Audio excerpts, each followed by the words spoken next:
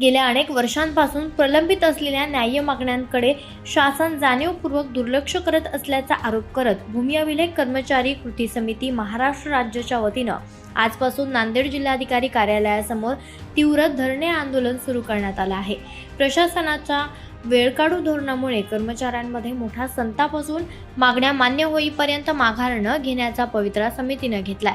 कृती समितीच्या मते तांत्रिक वेतन श्रेणी लागू करण्याबाबत महाराष्ट्र प्रशासकीय न्यायाधिकरण अर्थात MAT यांनी 14 जानेवारी 2020 रोजीच आदेश दिले होते, मात्र त्याची अद्याप अंमलबजावणी झालेली नाहीये। तसेच 4 जून 2025 रोजी महसूल मंत्र्यांसोबत झालेल्या बैठकीत 150 दिवसांच्या आत मागण्या मान्य करण्याचं आश्वासन देण्यात आलं होतं, परंतु तो कालावधी उलटून 3 महिने झाले तरी ठोस निर्णय झालेला नाहीये।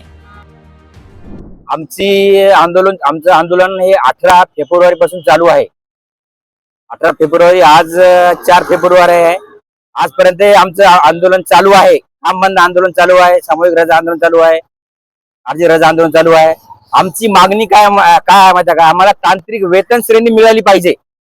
तांत्रिक वेतन श्रेणी मिळाली पाहिजे। याचा उद्देश काय माहिती आहे की आम्ही ज्यावेळेस या पदावर जॉईन झालो त्यावेळेस आम्ही डिप्लोमा सिव्हिल इंजिनिअरिंग हे आम्ही डिग्री करून आम्ही जॉईन झालेलो आहोत, पण आम्हाला आज रोजी तांत्रिक वेतन श्रेणी मिळेल नाही। आमची मागणी जी आहे ती 40 वर्षापासून आमची मागणी आहे, पण आजपर्यंत कुठलंही सरकार येऊ द्या, सरकार उलटा पालट झालं तरी आमच्या या मागण्याकडे कोणीही लक्ष दिलं नाही।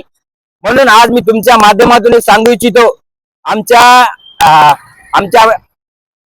मंत्री महसूल मंत्री चंद्रशेखरजी बावनकुळे आज 18 तारखेपासून आम्ही उपोषणाला बसलेलो आहोत, पण आजपर्यंत उन्हाळी अधिवेशन चालू असताना आपल्याच विभागातले कर्मचारी ते संपावर आहेत। आपण त्यांना का बोलावं नाही? तुम्ही कशामुळे संपावर गेले आणि तुमच्या मागण्या काय? त्यांना मागण्या सगळ्या माहिती काय मागण्या काय नाही, पण त्यांनी आज 18 तारखेपासून त्यांनी एकही ब्रश शब्द काढलेला नाहीये कर्मचाऱ्याबद्दल।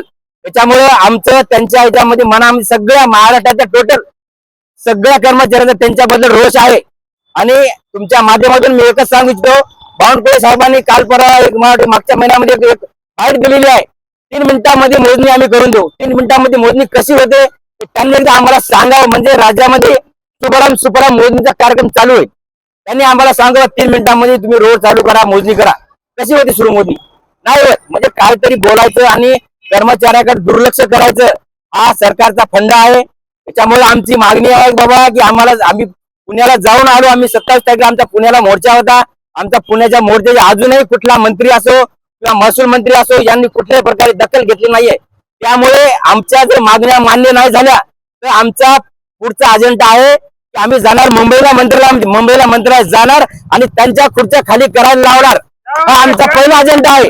त्यामुळे त्यांनी आम्हाला मुंबईला येण्यास भाग पाडू नये। आम्ही जर मुंबईला आलो तर त्यांना मुंबईमध्ये राहता येणार नाही, हे आमच्याकडून तुमच्या माध्यमातून सांगणार आहे मी। त्यांनी त्वरित आमच्या मागण्या मान्य करा, हीच आमची विनंती आहे। तुम्ही काय करेल काय नाही आम्हाला त्याची काय देणं नाही, फक्त आमची मागणी हक्काची मागणी आहे। आमची मागणी दुसरी मागणी कुठली नाहीये। चला बा आमचं डिपार्टमेंट नाही असं असला विषय नाहीये, आमची हक्काची मागणी आहे आणि ती आम्ही पूर्ण करणार। त्याच्यासाठी तुम्ही आम्हाला सहकार्य करा, बस एवढं।